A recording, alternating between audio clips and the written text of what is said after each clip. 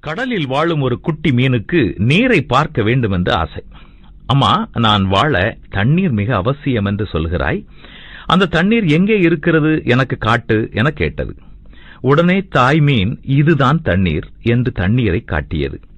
குட்டி மீனுக்கு ஒன்றும் புரியவில்லை. அம்மா, நீ தண்ணீரை காட்டு என மீண்டும் அது சொல்ல மறுபடியும் தாய் மீன் தண்ணீரை காட்டியது. அப்போதும் குட்டி மீனுக்கு தண்ணீர் தெரியவில்லை. உடனே அது இந்த அம்மாவிற்கு ஒன்றுமே தெரியாது என சொல்லிக்கொண்டே அப்பா மீனிடம் இதே கேள்வியை கேட்டது.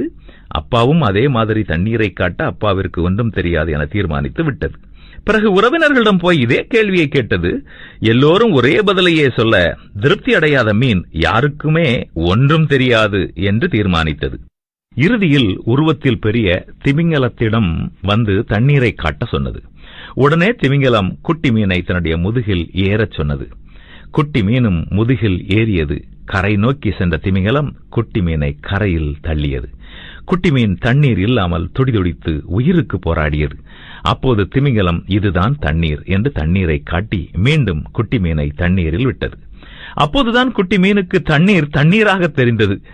நம்மோடையே இருப்பதால் அப்பா, அம்மா, சகோதர உறவு, நட்பு, இப்படி நாம் உறவுகளை உணர்வதே இல்லை.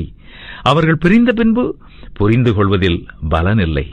அதனால் நாம் நம்முடைய தாய் தந்தையுடன் இருக்கும் போதே அவர்களை மரியாதையோடும் வைத்துக் கொள்ள வேண்டும். அவர்களை கனம் செய்வோம். மற்ற உறவினர்களையும் அன்போடு உபசரித்து பரிவோடு பழகுவோம். நண்பர்களுக்கு இன்முகம் காட்டி அவர்கள் தேவை அறிந்து உதவி செய்து நாம் நட்பை காப்போம். என்ன, காப்போமா?